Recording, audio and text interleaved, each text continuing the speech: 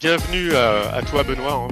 Puisque tu m'as fait Merci l'honneur en Gabriel. fait d'accepter, je dirais mon invitation pour, je dirais, nous parler un petit peu de la vision chez Pledzi de l'avenir du marketeur à l'ère de l'IA. Et avant de te donner la main, je vais juste faire un bref rappel en fait sur qui nous sommes, nous InWin, expert, digital expert. Alors InWin Digital Expert, c'est un réseau de franchise digital, dédié à la croissance des entreprises, donc, comme vous le savez désormais, par le digital. Aujourd'hui, InWin, c'est plus d'une quinzaine d'agences en France et en Outre-mer. Notre cible privilégiée, ce sont les PME et les ETI. Pour adresser en fait ce public, notre force, c'est qu'on a mis en place une méthode unique qui s'appuie sur trois piliers. Le premier pilier, en fait, c'est InWin Thinking. C'est une méthode de travail structurée pour identifier les leviers de croissance de nos clients. Ensuite, on s'appuie sur nos partenaires, donc InWin Lab, un pôle d'expertise justement en fait qui est constitué de partenaires triés sur le volet et qui vont nous permettre de, je dirais, répondre à 90% des besoins du marché. Et enfin, notre troisième pilier, c'est InWin Academy, donc qui est un pôle de compétences qui repose en fait sur un organisme de formation certifié Calliope pour accompagner l'ensemble de nos clients, bien évidemment. Alors notre audit, en fait, c'est comme certains d'entre vous le savent peut-être déjà. Donc l'idée de notre audit, c'est véritablement de cartographier le parcours client de nos clients et d'identifier, en fait, de détecter des opportunités de croissance, donc à fort retour sur investissement, dans le but de leur proposer un accompagnement, donc leur faire des recommandations, leur proposer un plan d'action. Alors ce plan d'action, bien sûr, il est relativement large et dense selon les entreprises, bien évidemment, mais ça peut partir simplement d'une refonte de site Internet jusqu'à des solutions beaucoup plus avancées comme le marketing automation dont on va parler aujourd'hui, et puis en passant par des solutions que vous connaissez peut-être déjà, qui peuvent être du Google Ads, qui peuvent être du social ads et autres solutions digitales. Donc comme vous l'avez compris, notre mission, c'est d'accélérer la croissance des entreprises grâce au digital. Et du coup, Benoît, je te laisse la main pour te Très bien, eh bien présenter merci. et présenter Donc, Pledzi. donc Pledzi, c'est un logiciel français de marketing automation. On est vraiment spécialisé B2B. Alors, on a des clients B2C, hein, pour ceux qui se poseraient la question. Le point commun, c'est d'avoir un cycle de vente long. Et donc, l'objectif, c'est de raccourcir ce cycle de vente en automatisant des choses, en détectant quand les contacts sont prêts à l'achat et pour essayer d'aller le plus vite possible vers cet acte d'achat. Je ne vais pas rentrer dans les détails puisque l'objectif, c'est de vous apporter de la valeur via ce webinaire et on aura l'occasion de toute façon, puisque j'utilise certains exemples qui sont propres à Pledzi, donc vous aurez l'occasion de voir en quoi Pledzi peut être intéressant. Et donc, moi, je suis growth marketer. Derrière ce nom, cet anglicisme un peu bullshit, ce que ça veut dire concrètement, c'est que je suis au four et au moulin chez Pledzi. Je suis de base un marketeur du coup. Et j'aide notamment les autres pôles, donc à la fois le produit, donc j'interviens dans le produit, j'interviens auprès des commerciaux, auprès de la relation client, etc. Et notamment, j'accompagne également nos agences partenaires comme InWin. Alors, je vais vous faire un petit exercice pour débuter ce webinaire. On va essayer de se projeter dans le futur, un futur où l'IA aurait grandement progressé et du coup, un peu ce que tout le monde nous promet aujourd'hui. Un monde où du coup, concrètement, on peut rester à la plage, hein, et pendant ce temps-là, on va avoir un agent IA qui va publier sur nos réseaux sociaux. On a un agent IA qui va analyser nos statistiques. On a un agent IA qui va rédiger des contenus pour nos prospects. On a un agent IA même qui pourrait venir faire les webinaires à ma place. Un hologramme. Il y a même des politiques qui l'ont déjà testé, hein. Mais voilà, donc est-ce que c'est la vie rêvée? En tout cas, il y a certaines personnes ici qui rêvent de ça puisqu'ils n'auront plus à avoir affaire à ce genre de personnes.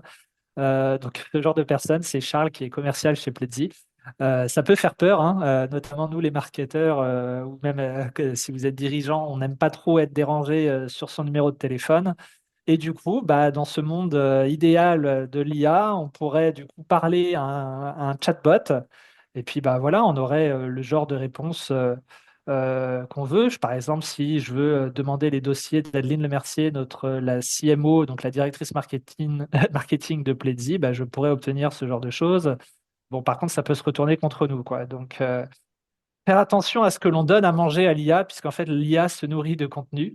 Et donc, si on prend un peu de recul, L'IA, certes, elle est puissante, mais concrètement, il faut lui donner à manger. L'IA, c'est juste, si on sait un peu comment ça fonctionne, ça se nourrit de contenu. Et sans contenu, l'IA n'est pas du tout magique.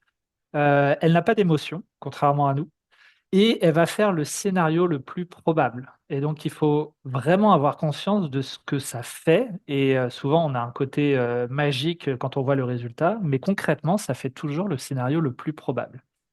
Euh, donc ça, ce sont les limites de l'IA. Et notre objectif aujourd'hui, ça va être de voir comment on fait en tant qu'entreprise pour sortir du lot, pour tirer à la fois profit de ce que peut faire l'IA et nous de se concentrer sur les choses sur lesquelles on va avoir de la valeur. Alors, je ne sais pas s'il y en a qui connaissent ici l'histoire du vilain petit canard. En tout cas, l'histoire du vilain petit canard, c'est un petit canard du coup qui se fait railler, qui se fait chambrer en permanence parce qu'il est différent. Voilà, il n'est pas jaune, il n'est pas comme tout le monde. Et en fait, au fur et à mesure qu'il grandit, eh bien, on s'aperçoit que ce petit canard, depuis le début, était un signe majestueux, et que quand il aura grandi, en fait, malgré toutes ses railleries, il sera le beau signe majestueux qui sera devenu. Juste, ça permet de faire réfléchir de justement comment nous, on va en tant que marketeur, notre objectif, c'est ça, c'est d'être ce signe majestueux dans une mare au canard. Et du coup, comment on va à la fois tirer profit de l'IA pour être productif, parce qu'on a des ressources limitées. En tout cas, moi, c'est ce qui m'anime en tant que marketeur, c'est comment faire bien avec des ressources limitées. J'ai jamais voulu travailler en grand compte ou voilà où on a autant de moyens que l'on veut. Ce qui est intéressant, c'est voilà comment on va réussir avec nos moyens à prendre la place que l'on souhaite avoir sur le marché et donc aller chercher de la croissance. Alors, pendant tout ce webinaire, on va voir ensemble qu'est-ce qu'on garde, qu'est-ce qu'on automatise. Et du coup, Ludovic sera mon partenaire en crime pour faire les relances, donner des cas pratiques sur tout ça. Alors, Alors du tu coup, parlais tout à l'heure d'audit. du coup, justement, en fait, quand on se parle de prospects, en fait, souvent, en fait, quand on rencontre nos clients, se pose la question, les personas, en fait, il faut que je travaille mes personas. Est-ce qu'il faut que je travaille mes personas? Est-ce que jusqu'où je dois aller, en fait? Voilà. Est-ce que c'est important de travailler les personas?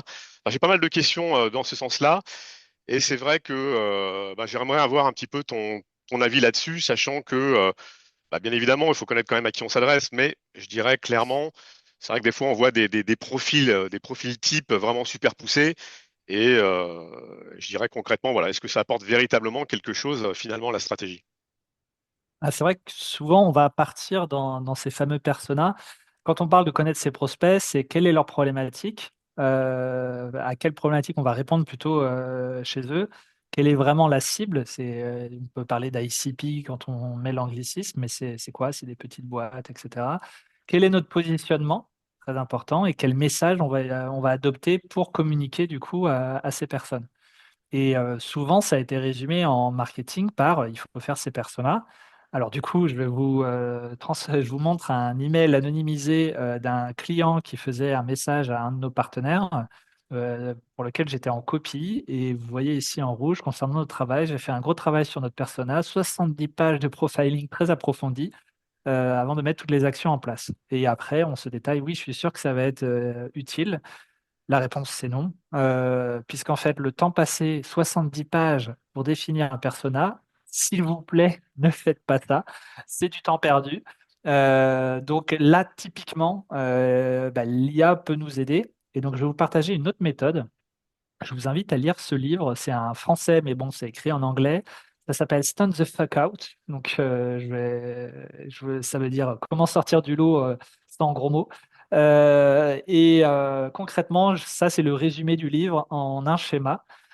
Concrètement, ce que ça consiste, c'est d'aller parler à des gens qui viennent d'engager des moyens pour soit chez vous qui viennent de devenir clients dernièrement, soit des gens qui viennent de dépenser pour une alternative à vous, un concurrent, ce genre de choses, et d'aller les écouter, comprendre exactement quelles sont leurs problématiques avec leurs propres mots, comment ils y ont fait face, pour bien identifier potentiellement ce qui a été délaissé par des concurrents. C'est-à-dire que bah, tout le monde va répondre de la même manière, tout le monde va se copier, faire la course. Si vous êtes dans des logiciels, la course à la fonctionnalité, quand c'est au service, tout le monde va proposer le même panel de services, etc.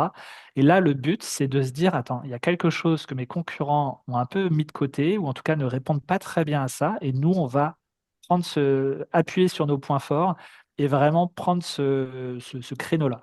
Et donc après, il y a toute une méthodologie que je ne pourrais pas résumer en un webinar, mais On en l'idée, fera un c'est autre, de... t'inquiète pas, on va te réinviter. Parfait. Non.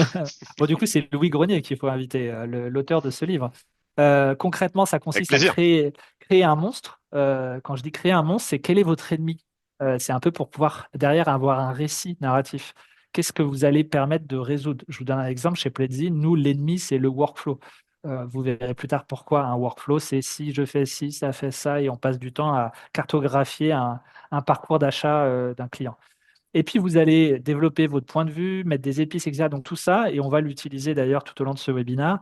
Mais avec cette méthode, vous allez vous concentrer sur vos différenciants et non pas juste faire des pages de persona. Typiquement, Ludovic est dirigeant d'une société en Bretagne et roule dans telle voiture, mange dans tel restaurant. Ça, c'est des choses, on s'en fout concrètement. Donc, ne faites pas ça. Euh, Ce qui va être important, en fait, et là je vous donne une grille de lecture, c'est les phases de conscientisation d'un problème. Et ça, cette grille, elle sert à une seule chose, c'est de sortir de votre égocentrisme, je vais l'appeler comme ça.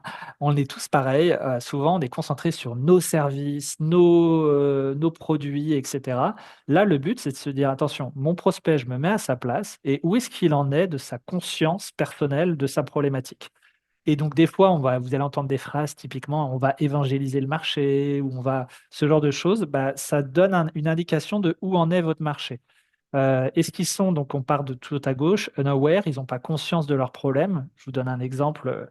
Tant que vous n'avez pas été cambriolé, vous n'avez pas conscience que vous pouvez être cambriolé. Vous n'allez pas parler de la même manière à quelqu'un qui n'a jamais été cambriolé que quelqu'un qui a été cambriolé. Pareil, si on prend le B2B sur le hacking de site web.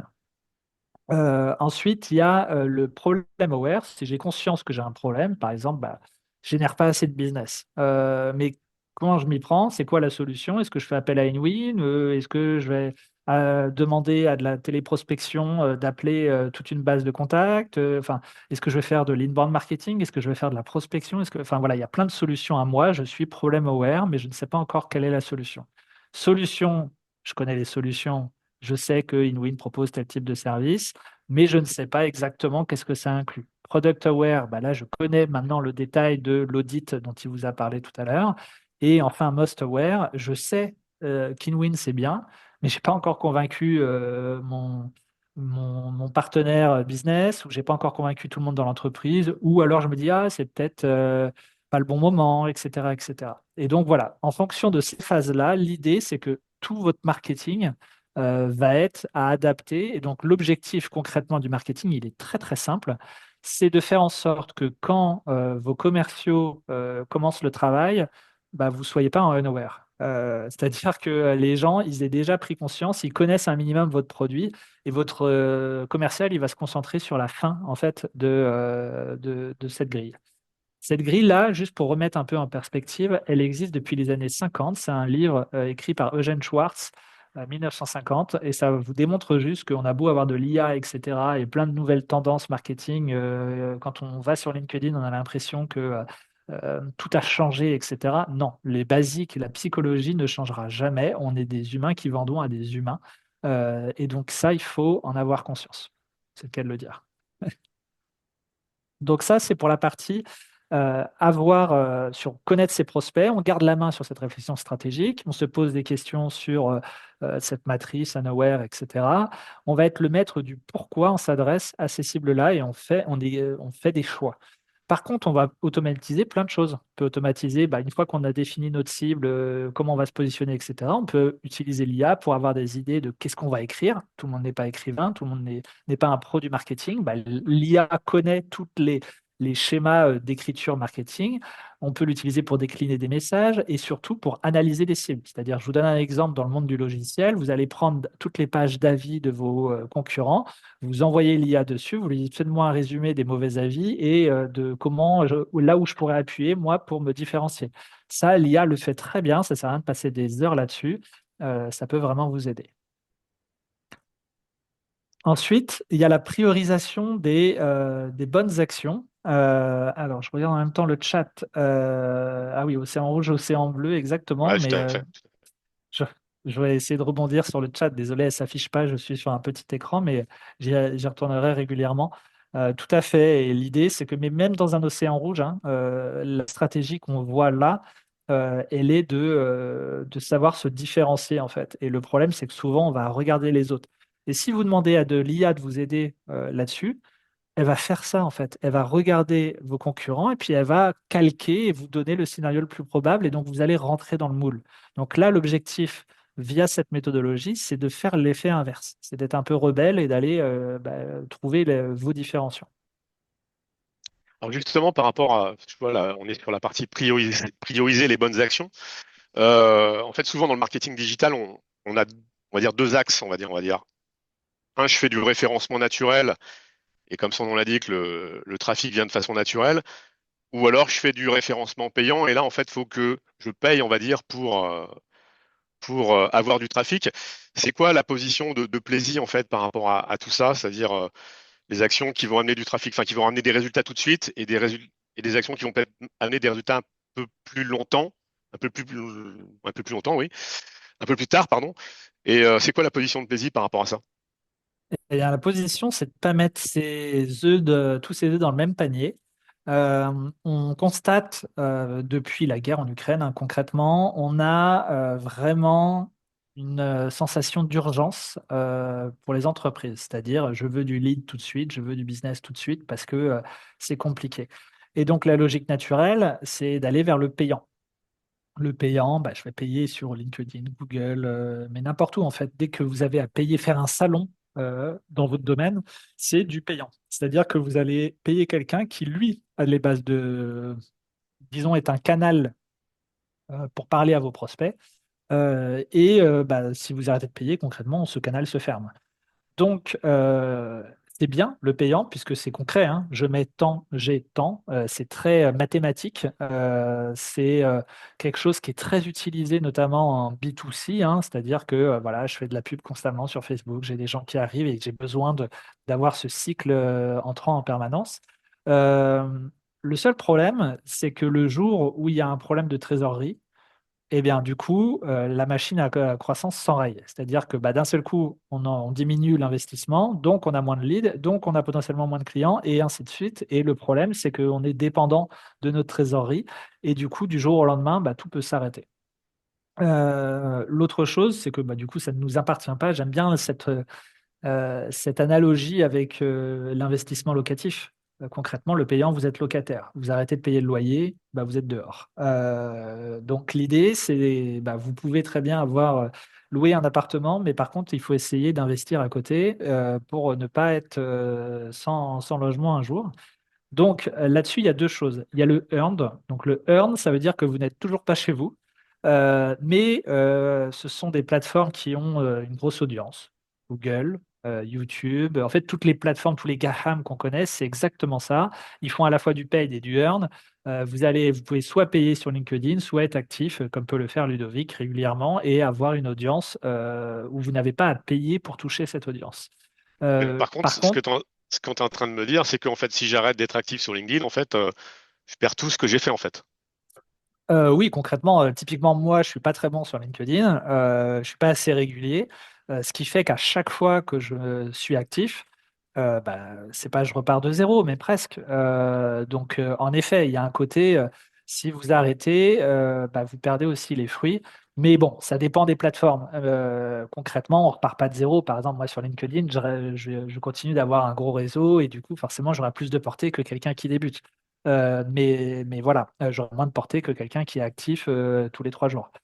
Ce que ça veut dire, c'est qu'il faut investir du temps ou de l'argent ou les deux pour bénéficier des résultats. Par contre, L'avantage, c'est qu'en général, ça peut être c'est des courbes beaucoup plus sécurisantes. Et si vous avez investi en SEO, du jour au lendemain, ça ne s'effondre pas. Il y a des fluctuations, vous êtes toujours dépendant des plateformes parce que vous n'êtes pas chez vous. Demain, c'est arrivé, par exemple, sur Facebook, sur LinkedIn. Demain, l'algorithme change. Eh bien, en fait, du jour au lendemain, vous pouvez avoir votre portée, en fait, votre canal d'acquisition qui fluctue énormément. Et enfin, il y a le owned. Concrètement, c'est votre site web, votre newsletter, par exemple, votre base de contact. Ça peut être une communauté, par exemple. C'est quelque chose qui a le vent en poupe.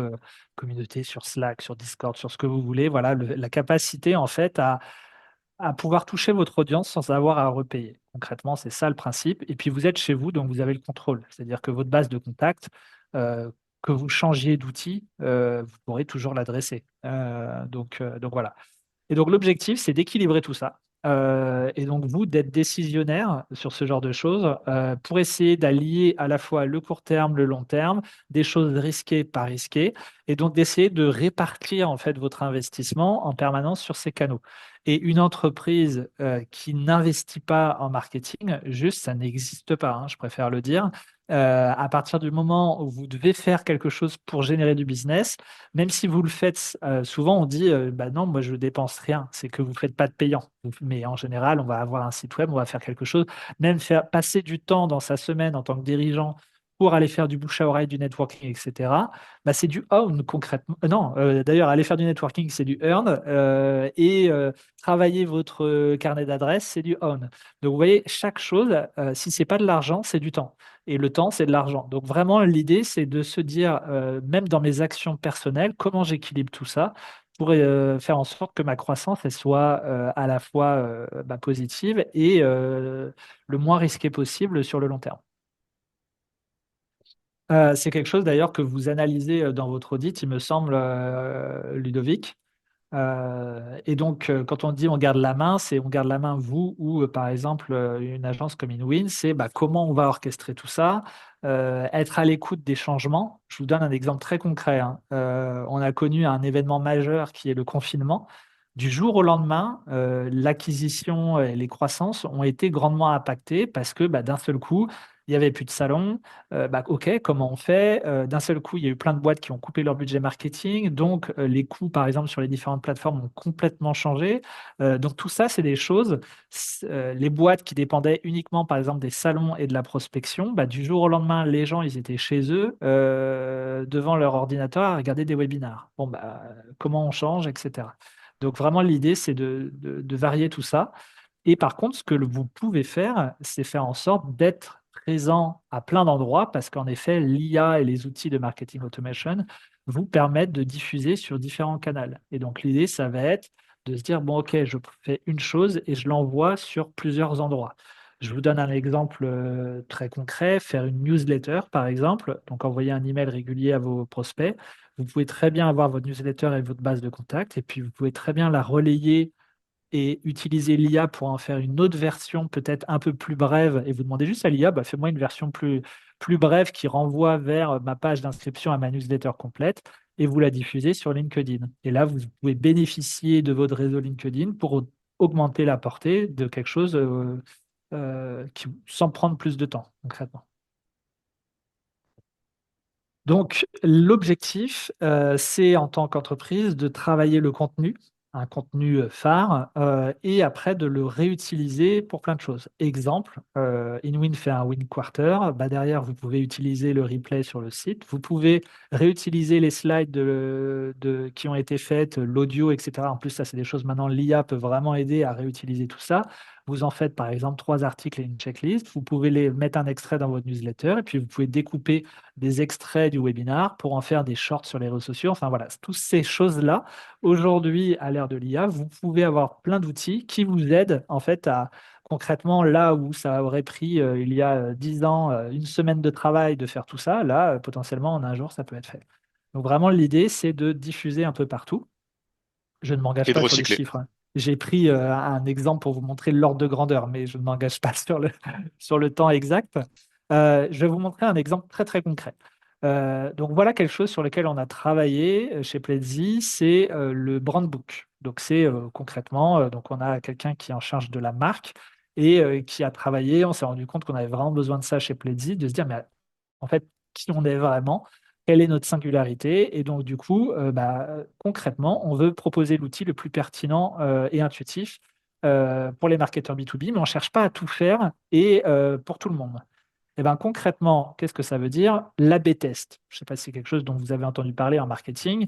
Vous faites une campagne, vous l'envoyez vers, vous avez deux déclinaisons de la campagne, une version A, une version B, et vous allez faire des stats, et à la fin, on va vous dire, ah, bah, la version A est 10% plus performante que la version B. Donc, mettez un bouton rouge plutôt qu'un bouton bleu. Bah, concrètement, on a décidé, nous, de ne pas le faire parce qu'on estime que c'est du temps passé à chaque fois pour faire des variantes de chaque campagne. Et en fait, mathématiquement, il y a 99% des boîtes B2B qui n'ont pas assez de volume, des TPE, PME, ils n'ont pas assez de volume pour avoir un résultat fiable mathématiquement. C'est-à-dire qu'en fait, ils referaient le même test sur un nouvel échantillon. Ben, en fait, concrètement, ils auront potentiellement le résultat inverse. On leur dira, bah non, en fait, il ne fallait pas qu'il soit bleu, il fallait qu'il soit rouge ou jaune ou orange, etc. Donc, en fait, plutôt que de perdre notre temps à essayer de convaincre à chaque fois, puisque nos concurrents appuient là-dessus en disant ah, Pledzi, ils n'ont pas d'A/B test. Eh bien, on a fait venir un growth marketer, Orient Roturier, qui fait partie de GitGarden, donc une énorme boîte B2B. Il est ingénieur également de formation et du coup, il a démontré en 23 minutes 34 précisément comment mathématiquement c'était une perte de temps pour les marketeurs B2B et il montre les formules mathématiques. Il dit bah voilà, c'est juste une perte de temps. Arrêtez de le faire. Le nombre de fois où ce sera viable, bah, ça ne vaut pas l'investissement en temps. Et donc, on a fait concrètement 23 minutes d'enregistrement. Moi, ça ne m'a pas pris beaucoup de temps d'inviter Orient pour en parler lors d'un Pledzi des codes. Donc, c'était un podcast qu'on faisait jusqu'à l'année dernière. Et derrière, on en a fait un article. Donc, ça a été recyclé. On a juste pris l'extrait qu'on a envoyé à notre rédactrice avec un résumé automatiquement. Et du coup, elle en a fait un article qui aujourd'hui, quand on tape AB test B2B, ben, en fait, vous êtes le premier, on est le premier article sur Google. Et donc, alors que on dit concrètement de ne pas faire de l'A/B test. D'ailleurs, ça se voit dans le titre, une stratégie vraiment efficace. On fait place à la suspicion. Donc ça, c'est de la singularité. Et donc, en fait, ce qu'il faut retenir de tout ça, c'est comment vous êtes. Vous avez un point de vue sur le marché, vous avez des différenciants, et le but, c'est ces différenciants d'en faire une force et de l'utiliser, de le faire savoir, et après vraiment de le réutiliser à plein d'endroits. Cet A/B test, vous pouvez, par exemple, nous, on pourrait en faire une checklist, on peut en faire plein de contenus différents. Et donc aujourd'hui, concrètement, c'est à la fois visible dans Google, tous les gens qui taperaient A/B test B2B, donc ça peut nous rapporter des leads. Notre point de vue peut intéresser certaines boîtes, mais surtout, dès qu'un commercial, du coup, maintenant a une objection d'un prospect, eh ben, il n'a pas à dire ah non, mais si, à se justifier. Il dit attends, je vais t'envoyer un contenu, regarde, ça ne va pas te prendre beaucoup de temps, ça prend 20 minutes et tu verras qu'un ingénieur a démontré que juste ça ne sert à rien, c'est une perte de temps. Après, fais ce que tu veux. Si tu ne nous choisis pas pour ça, pas de problème. Mais nous, on a choisi de ne pas te faire perdre du temps. Et ça, bah, en fait, ça fait mouche, c'est notre singularité. Et face à un concurrent qui aura tenté de nous décrédibiliser sur ça, bah, derrière, on a retourné l'arme contre lui, entre guillemets. Voilà pour l'exemple. Et donc, on va continuer sur la même. C'était déjà comment on se démarque, mais on va enchaîner là-dessus. Mais du coup, c'est ça, Euh, oui, c'est vrai qu'à l'ère de l'automatisation, de l'IA, en fait, comment on fait, en fait, justement, Benoît, pour se démarquer? Comment on se merci, démarque? je te vole tes transitions, mon pauvre. Bah ouais, écoute, écoute. Mais du coup, bah là, je vous donne des exemples de publicité Pledzi. Bon, c'est pas celle que je préfère au final. Mais voilà, la seule vraie automatisation, solution vraiment automatisée, Pledzi, Enchanté, c'est le genre de choses qui ciblait en fait des utilisateurs de nos concurrents. Et le but, c'était qu'ils, quand ils arrivent sur les réseaux sociaux, bah voilà, ils se fassent un petit peu piquer au vif sur des points de douleur qui sont, bah, en effet, on a beau dire marketing automation, mais derrière, il faut refaire plein de choses à la main. Donc, là où vous gardez la main, c'est sur votre style, votre tonalité, votre créativité, des histoires humaines, des choses que vous allez pouvoir utiliser. Et ce que vous allez pouvoir automatiser, c'est plein de tests de format et de messages. Donc là, vous pouvez Par exemple, je vous disais sur des tests, par exemple en B2B, il n'y a pas assez de volume. Par contre, si vous utilisez des plateformes comme Google ou LinkedIn, eux, ils ont l'audience avec les volumes nécessaires. Donc là, vous pouvez faire des tests, par contre, parce que eux, quand ils vont exposer vos messages, par exemple pour InWin, à toutes les dirigeantes de TPE, PME françaises, bah, c'est des volumes beaucoup plus importants que nous, nos propres bases. Donc, je vous donne encore un autre exemple. Comment on se différencie? Bah, par exemple, c'est toujours un extrait de notre brand book. Bah, nous, on dit comment on veut éviter les discours creux, le blabla. On veut montrer des résultats, on veut montrer des choses vraies, concrètes. Et donc, bah, quand on écrit des articles, voilà à quoi ça ressemble. Par exemple, on n'écrit aucun article aujourd'hui chez Pledzi en entier. On a des rédacteurs. Et c'est des choses aujourd'hui, bah, voilà, avec InWin, vous pouvez externaliser ce genre de choses. Concrètement, moi, j'ai toujours gardé la main sur juste l'introduction. C'est-à-dire que là, je vous montre un exemple de cocon sémantique. Bon, c'est un concept de référencement sur Google qui est complexe à mettre en place. Beaucoup de gens essayent et en fait se plantent. Et du coup, on s'est dit, bon, bah, on va parler de ces gens-là, en fait. Donc, il y a toutes les agences SEO qui essayent d'être référencées sur cocon sémantique. Nous, on a fait un article version marketeur débordé où concrètement, dans l'article, on dit arrêtez de perdre votre temps à faire un cocon sémantique. Ça va vous prendre un temps de dingue. Et en fait, il y a une version plus simple que vous pouvez appliquer. Et donc, du coup, vous voyez en rouge ici, bah, que mettre en place concrètement et rapidement lorsqu'on est un marketeur avec une to-do list à faire pâlir un diplomate du Brexit. Bah, le but, c'est que quand un marketeur comme nous, qui n'a pas le temps, il lit ça, et ben, il se dit, ah, enfin des gens qui m'ont compris. Pareil pour un autre article sur les statistiques sur le content marketing. Bah, première phrase de l'article, 99% des statistiques publiées sur les blogs sont inutiles, fausses ou périmées, y compris celle-ci, Pledzi 2018. Voilà, donc ça, le but, c'est quelqu'un qui lit ça, bah, il a un petit sourire.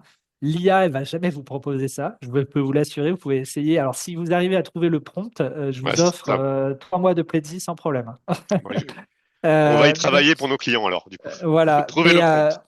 Mais voilà, vous pouvez regarder après. Donc, je fais plein de sous-entendus, de blagues. Nous sommes tous tombés un jour sur cet article qui liste X mille statistiques sur tel ou tel sujet. Pourquoi les lisons-nous? Parce que c'est la base d'une bonne expertise. Elle nous donne de la crédibilité lorsque nous devons élaborer un plan d'action. Donc là, la personne, ça doit faire écho avec ce qu'on vit. On aurait pu tomber dans le concours habituel de qui a la plus longue liste de statistiques. Mais on a préféré vous sélectionner le top of the pop, le haut du panier. Vous voyez, donc ça, c'est le genre de choses. Le but, c'est qu'on a fini de lire l'introduction, on a eu un sourire au coin des lèvres et on se dit, bon, ok, eux, ils m'ont compris, je vais lire leur article parce que tous les autres, ils se sont copiés entre eux. Et donc, ce qu'on a analysé, ça, je les ai sélectionnés dernièrement parce qu'on a fait beaucoup d'analyses sur les évolutions justement en référencement. Et on s'est rendu compte que tous les articles où on avait travaillé, on avait déclenché une émotion dans l'introduction, restaient positionnés beaucoup plus longtemps dans Google et étaient globalement mieux positionnés. Concrètement, Google est en train de défoncer les articles entièrement rédigés à base d'IA.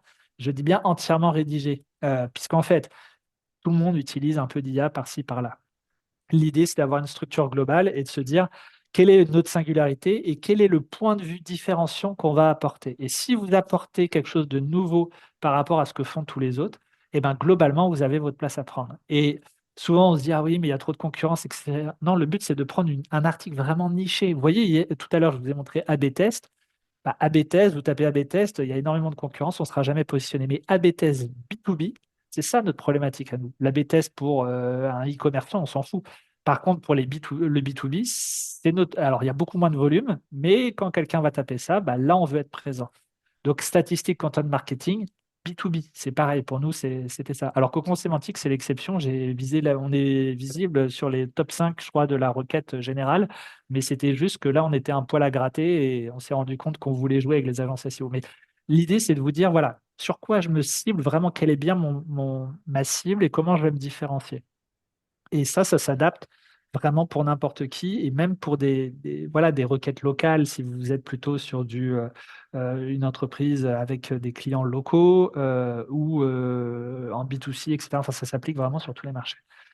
Par contre, là où vous pouvez automatiser, bah là, je vous montre une copie d'écran de Pledzi. En fait, on est capable de conseiller et du coup, nous, on analyse, on va diffuser automatiquement tous les contenus que vous avez aux bases à vos prospects. Donc, en fonction de qui ils sont, donc vous allez taguer vos contenus concrètement et vos prospects, en consommant les contenus sur votre site, vont être eux aussi tagués. Et on va être capable de vous dire, bah, par exemple, les dirigeants en phase d'achat qui sont dans tel secteur, bah là, ça manque de contenu. Et du coup, là, par exemple, vous voyez qu'on a sur cette copie d'écran, on voit que c'est une boîte internationale et que bah, il y a des contacts qui ne sont pas ciblés à chaque envoi. Et a priori, c'est qu'en fait, elle manque tout simplement de contenu dans des langues étrangères. Donc, il faut traduire ces contenus et ça devient une priorité parce qu'ils ont l'audience qui rentre en base là-dessus. Donc, l'objectif, c'est de laisser faire là-dessus l'IA et donc les outils comme Pledis sont nettement meilleurs pour aller en fait vous guider sur quels sont les contenus plutôt que de se dire tiens, je vais imaginer tous les contenus que je pourrais créer pour mes cibles. Bah, vous commencez à alimenter et petit à petit, au fil de l'eau, bah, Pledis va venir vous accompagner sur le planning éditorial et dire bah, voilà de quoi réellement vous avez besoin. Et donc, comment on met des vrais humains? C'est ça. Comment on met des vrais humains, mais au-delà de cette question, comment on humanise, moi, ce que je constate régulièrement, c'est, en fait, on me dit, en fait, parce que l'idée, c'est d'hyper personnaliser, en fait, les communications en fonction de sa cible. Et ce qu'on me dit, mais moi, en fait, j'ai trop de clients différents, en fait, pour pouvoir adresser tout le monde correctement de façon singulière, on va dire. Est-ce que du coup, avec plaisir, vous avez une approche particulière pour nous aider dans ce sens-là?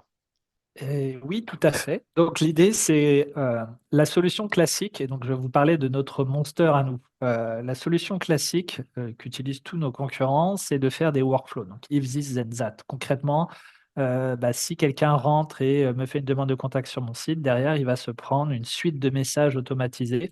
Et comme quelqu'un a eu la bonne idée une fois de dire qu'il fallait 7 points de contact pour convaincre quelqu'un de passer à l'achat, ça va être à chaque fois des workflows de cette étape où je vais me prendre cet email sur un temps très court.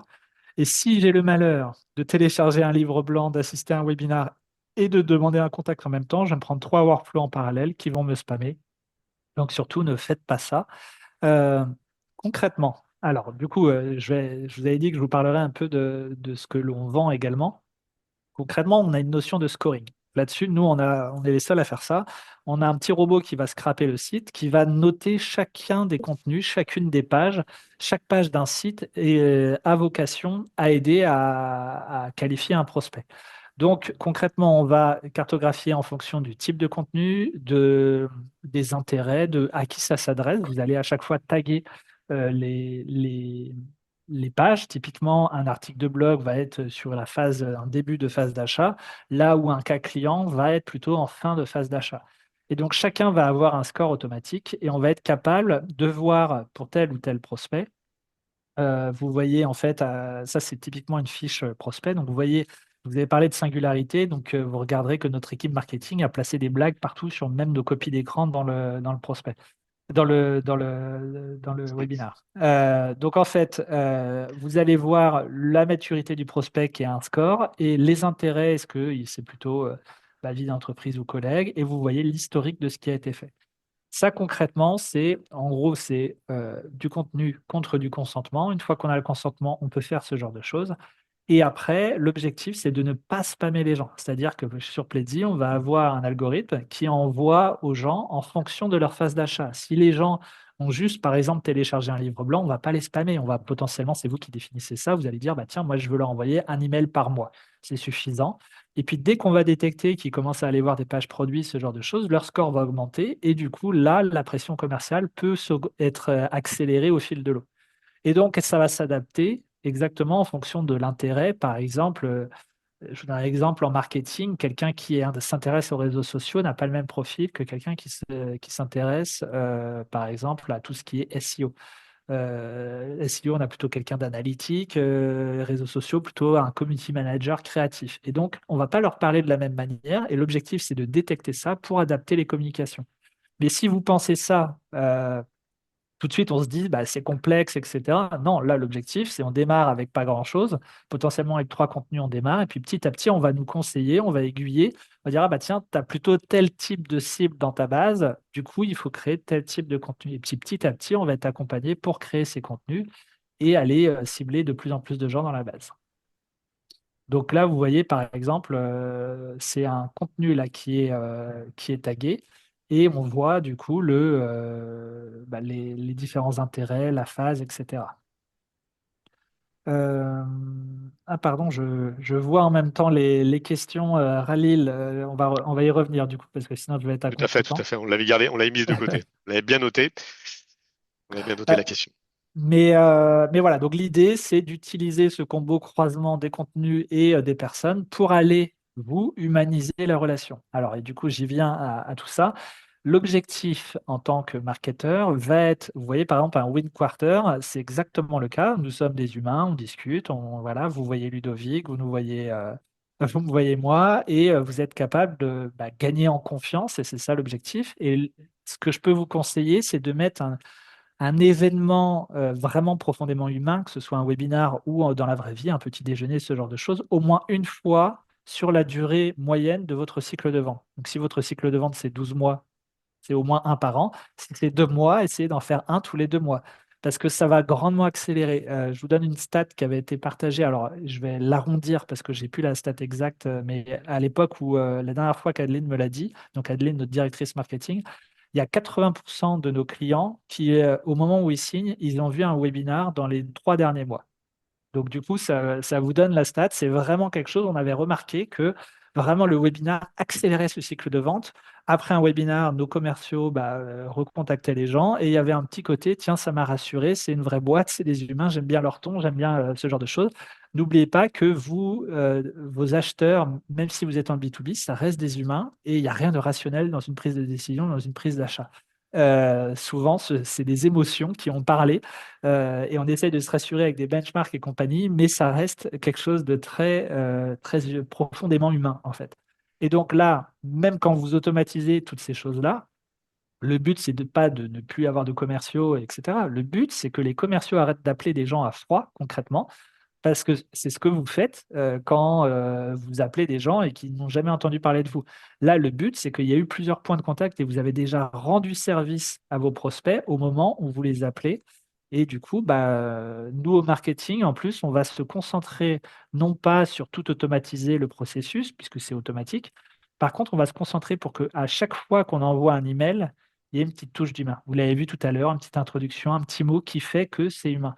Et là-dessus, je pourrais vous partager des copies d'écran. Je ne les ai pas mis dans les slides, mais Adeline, donc notre directrice marketing, c'est elle qui envoie les emails automatiques. Mais concrètement, elle n'a aucun contrôle sur qu'est-ce qui part à quel moment. C'est en autopilote. Et elle reçoit mais tous les jours des retours ou des fois des gens qui s'excusent, etc. Tellement, en fait, ça paraît viable. Et donc, il y a plein de gens qui disent, ah oui, moi, je connais Adeline chez vous. Oui, enfin, et en fait, c'est une vraie personne, hein, mais du coup, c'est rigolo, en fait. Donc, mais ça prouve, c'est un travail qui est vraiment fait de montrer que c'est une vraie relation, même si derrière, en fait, ça marche grâce à des algorithmes. Et donc, pour finir, l'idée, c'est de mesurer intelligemment tout ça, puisque pour savoir où mettre notre attention, moi, ce que je vous invite à vraiment faire, c'est de découper un funnel. Alors, je vous ai mis les anglicismes. Mais l'idée, c'est vous avez des visiteurs sur un site, ça vous génère des leads, donc des contacts. On ne va pas travailler tous ces contacts, on ne va pas tous les envoyer aux commerciaux, on va essayer de cibler ceux qui témoignent d'un intérêt, donc par le scoring, tout ce qu'on vient de vous montrer, et aussi les champs de contact, est-ce qu'ils sont dans la cible, pas dans la cible. Ensuite, les commerciaux, l'idée, c'est de les qualifier également à leur tour. Est-ce qu'il y a un projet? Oui, non.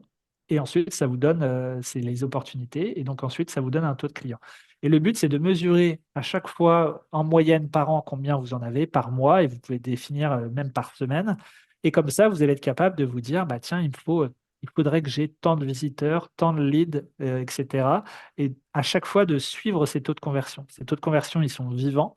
Et l'idée, c'est que si vous n'avez normalement, vous devez être capable de dire, j'ai, je sais pas, 100 contacts par an et ça me fait 30 clients. Voilà, vous avez votre taux de conversion et on va essayer d'augmenter ça. Et donc, 30, ça fait combien par semaine? OK. Et du coup, combien de leads il faudrait que je génère par semaine? Et puis, petit à petit, vous allez mettre en place des actions très concrètes et être capable de mesurer le plus rapidement possible des actions. Si demain, vous faites appel à InWin qui va vous mettre en place des actions, par exemple, vous allez pas attendre. Si vous avez un cycle de vente de 2 ans, ça va être dur d'attendre de savoir 2 ans si ça paye. Par contre, si vous êtes capable de dire que pour avoir 100 clients dans 2 ans, il vous faut 500 leads aujourd'hui, en fait, vous allez être capable de mesurer très rapidement est-ce que vous êtes dans les clous ou pas par rapport à vos nouvelles actions. Voilà pour la mesure, mais c'est vraiment, vraiment important. C'est la base, en fait, si vous voulez tester et mettre en place des choses. Bah là, je vous ai remis une slide d'un dashboard, mais voilà, on voit ici, par exemple, on a un taux de conversion que l'on voit en live et vous allez être capable de vite voir si ça marche ou pas et de suivre comment ça évolue. C'est tout pour mes slides. Alors, je vais afficher le chat en même temps. Sachant qu'il doit en rester une derrière pour justement donc les questions, Oui, enfin, nous allons donc passer aux questions. Et on va revenir, Khalil, sur ta question, puisque en fait, c'est un petit moment qu'on la voit, en effet. Et je reviens sur cette partie où tu parlais, en fait, Benoît, du pet, du earn et du own. Et donc, Khalil nous demande, en fait, donc, est-ce qu'il y a une stratégie d'utiliser le pet pour booster le earn? oui, bah, en fait, on peut utiliser le paid pour booster tout. Le paid, c'est un raccourci. Donc, quand on veut euh, avoir des leads plus rapidement. Et donc, c'est un bon moyen de test, c'est un bon moyen d'alimenter la machine. Et en effet, l'objectif, c'est que ça s'auto-alimente. C'est-à-dire que, je vous donne un exemple. Plutôt que d'attendre, vous lancez, je ne sais pas, vous lancez un nouveau produit ou un nouveau service. Vous allez du coup faire de la pub payante. Si c'est un audit, par exemple, un audit marketing comme le fait InWin, bah voilà, on va acheter ce mot-clé localement, par exemple, sur vraiment tous les endroits où InWin a ses agences. Et puis du coup, en parallèle, on va faire du contenu que l'on va diffuser un peu partout. Et comme ça, le temps qu'on soit référencé, le temps qu'on soit visible sur ce mot-clé, eh bien, vous allez payer. Et puis le jour où vous aurez assez bien performé, eh bien, vous n'aurez plus besoin de payer. Et concrètement, vous pouvez du coup bénéficier enfin, ramasser les fruits des petites graines que vous avez plantées beaucoup plus tôt. Mais en attendant, vous n'avez pas eu à attendre potentiellement. On dit que par exemple, quand vous publiez un contenu, il met 6 mois à atteindre ses performances optimales sur Google. Donc voilà, ça plaide pour le fait de faire du payant. Et le fameux own, du coup, quand vous allez faire ce payant, vous allez petit à petit capter des contacts, alimenter votre base de contacts. Elle grossit. Je vous donne des exemples. Nous, c'est en centaines de milliers de contacts que l'on a chez Pledzi aujourd'hui, parce qu'on a ces réflexes d'aller toujours essayer de capter des contacts pour ne pas avoir à repayer pour les adresser. J'espère que ça répond à la question. Merci, Benoît. Donc, du coup, nous attendons, je ne vois pas de questions pour le moment, en fait, dans le chat. On vous laisse quelques minutes pour nous les adresser. N'hésitez surtout pas à nous les poser.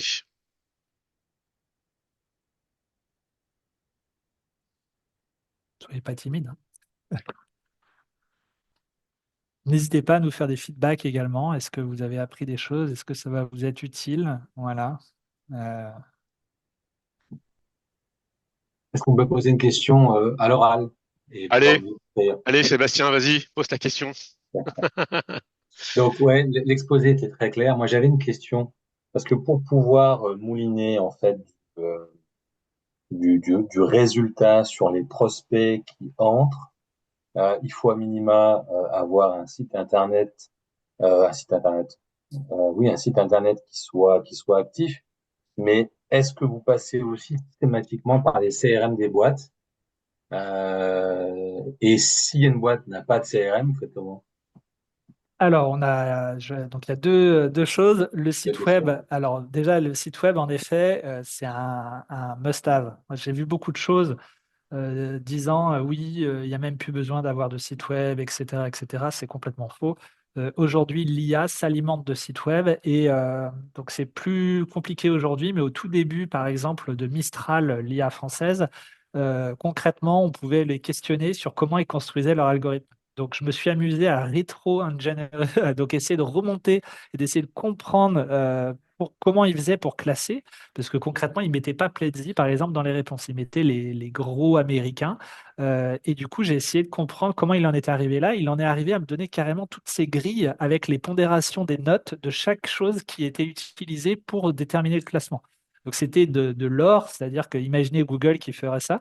Google n'a jamais dévoilé ses critères de pondération.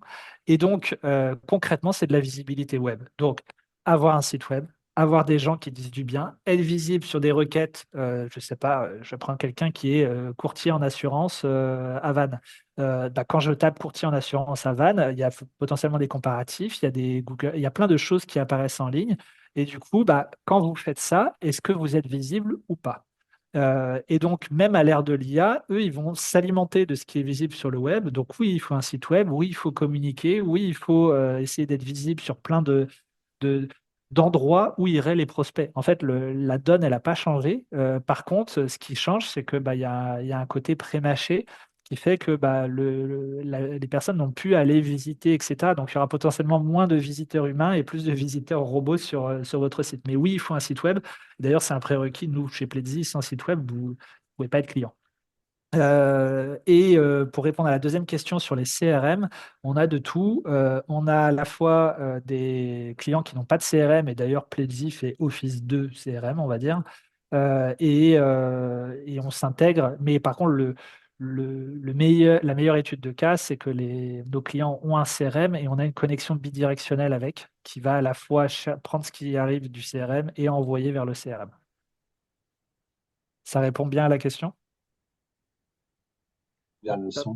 Oui, oui, ça répond bien à la question. Parce que souvent, le problème que l'on rencontre dans les PME, c'est l'alimentation correcte du CRM. Parce que sans alimentation correcte du CRM, la base de données de réflexion sur comment adresser, comment les gens nous visitent, comment est-ce qu'ils trouvent l'interaction avec l'entreprise, positive, pas négative, et de mauvaise qualité. Et du coup, tout ce qui se passe derrière, qu'on l'humanise ou qu'on l'automatise, est un peu faussé. Donc là, il y a une vraie implication des gens dans les entreprises ou d'accompagnement des gens comme Inwin pour faire en sorte que le CRM soit conduit comme il faut. Oui, c'est la clé. Donc c'est pas vraiment une question, c'est plus une remarque d'ordre général. Mais si C'est plus on, une, c'est ouais, plus une vas-y, pratique en pardon. fait. On s'aperçoit en effet que, je dirais en fait dans les structures commerciales, hein, parce que du coup c'est surtout les commerciaux qui sont responsables entre guillemets du remplissage, on va dire, du CRM. Et c'est vrai que c'est plus une histoire de pratique en fait dans les entreprises qu'autre chose en fait. Et du coup, est-ce que Inwin propose une solution d'amélioration ou de substitution d'un CRM, je dirais, mal né, mal utilisé, pas plébiscité, pardon, par les commerciaux, donc un peu abandonné? Alors, Euh, ouais. comment te répondre là-dessus? Parce qu'en fait, en effet, donc comme je le disais en introduction, Inwin en fait travaille avec des partenaires. Donc on a effectivement des partenaires CRM pour accompagner nos clients. Et là, ce que tu me poses comme question, c'est plus lié à la transformation, à l'utilisation en fait du CRM et l'accompagnement en fait, faire en sorte de donner du sens en fait aux commerciaux pour que les commerciaux le remplissent, pour qu'il y ait un véritable intérêt et qu'on ait de la data fiable, on va dire, au niveau de l'entreprise. Donc ça, c'est des choses sur lesquelles en fait on peut être amené en effet à accompagner nos clients.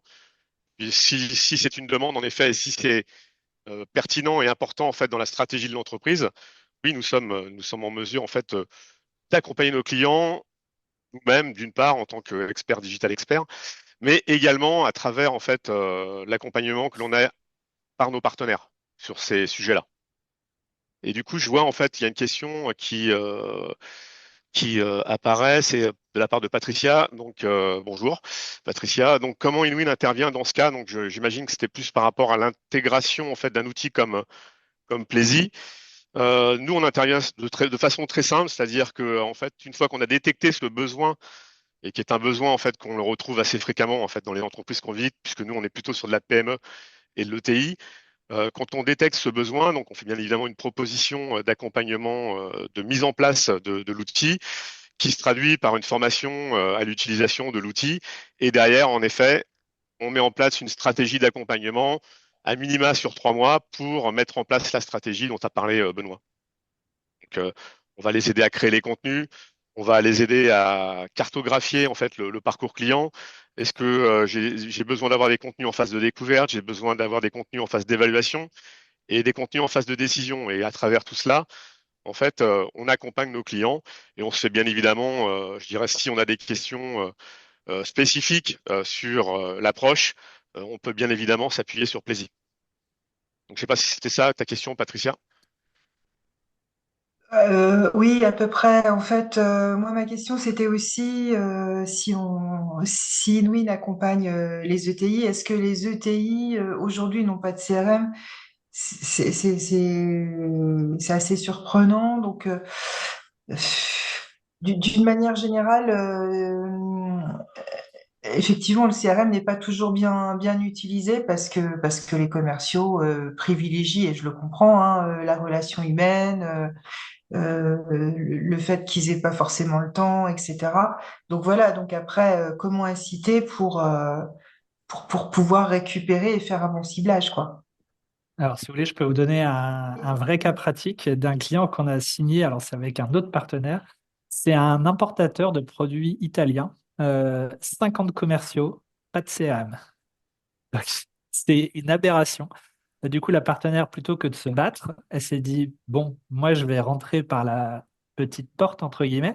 Elle va mettre en place du marketing automation. Elle a récupéré, donc elle demande des exports de différentes bases. Donc, en fait, ça vient de leur ERP. C'est éclaté dans plein d'endroits, de plein de services. Et en fait, elle récupère petit à petit, parce qu'elle a bien compris qu'elle aurait un gros frein au changement avec les commerciaux qui sont, vous l'aurez compris, à l'ancienne, du coup, avec chacun leur base. Et surtout, je veux rien partager. Elle s'est dit, ça sert à rien de me battre contre 50 commerciaux qui n'ont pas envie de partager leur base. Je vais prendre plutôt des bases. On va nurturer ce qui est partagé dans les autres services que veulent les commerciaux et je vais leur donner à manger. Et du coup, elle nurture avec Pledzi, elle met en place ses campagnes, elle détecte et dès qu'il y a un point d'intérêt, elle les envoie et du coup, en fait, elle démocratise, on va dire, ce genre de choses. Elle est passée par une autre porte et c'est très malin. Et voilà, donc voilà, ça c'est un cas pratique. Oui, il y a encore des ETI sans CRM, ce qui est aberrant, mais c'est le cas. Il y en a beaucoup, en effet, tout à fait. Très bien, merci. Je vais rebondir sur la remarque de Ralil. Autre cas, j'accompagne un client de l'outbound en cold email, donc en prospection sur un marché froid et pas mature, plus 50% sur la requête sur son nom de marque. Donc c'est sur la notion de vase communicant dont on parlait tout à l'heure. Je vais vous partager un autre exemple. À l'époque où je gérais les pubs chez Pledzi, on faisait ce qu'on appelle du retargeting. C'est vous visitez le site. D'ailleurs, maintenant, il faut le consentement et tout. Donc, c'est l'âge d'or de cette technique qui est passé. Mais du coup, à l'époque, dès que vous visitiez le site Pledzi, on ne demandait même pas un consentement et vous retourniez sur LinkedIn, Facebook et compagnie, vous preniez une pub. Et donc, vous gérez après le nombre d'affichages, ce genre de choses. Et en fait, il y avait une des plateformes où il y avait zéro en termes de tracking, ça nous apportait zéro lead. Donc, on a dit, on coupe. On a coupé et d'un seul coup, en requête de marque, on a vu justement les chiffres s'effondrer parce qu'en fait, les gens ne cliquaient pas sur les pubs, mais par contre, voyaient du Pledzi à longueur de journée. Et en fait, au bout d'un moment, ils tapaient Pledzi dans Google et ils venaient voir notre site. Et du coup, c'était du canal indirect. On avait l'impression que ça arrivait sur voilà, des requêtes de marque. Et en fait, pas du tout. C'était la pub qui générait ça. Ça donnait de la notoriété à la marque, tout à fait. C'est ça. Il suffit de voir les pubs Carglass pour comprendre ça. Carglass C'est sûr. qui fait sa pub juste pour inciter les gens à taper carglass.fr pour ne pas avoir à payer la pub, pour que les gens arrivent en trafic direct. Donc ça vous montre les liens qu'il peut y avoir sur le parcours du consommateur. Très bien. Est-ce que vous avez d'autres... merci Benoît pour ces informations très précieuses. Est-ce que vous avez d'autres questions? Donc on est parti en mode micro ouvert, donc n'hésitez pas.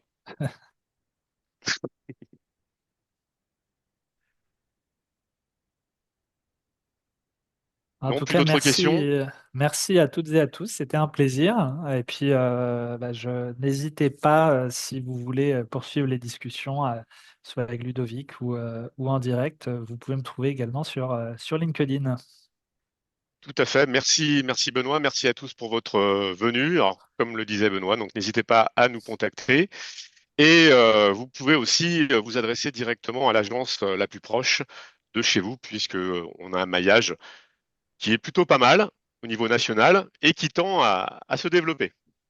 Donc, je vous souhaite une excellente fin de journée et je vous dis à très bientôt pour un prochain Win Quarter. Restez connectés, comme on dit, pour vous informer en fait de nos prochaines interventions. Merci, bonne journée.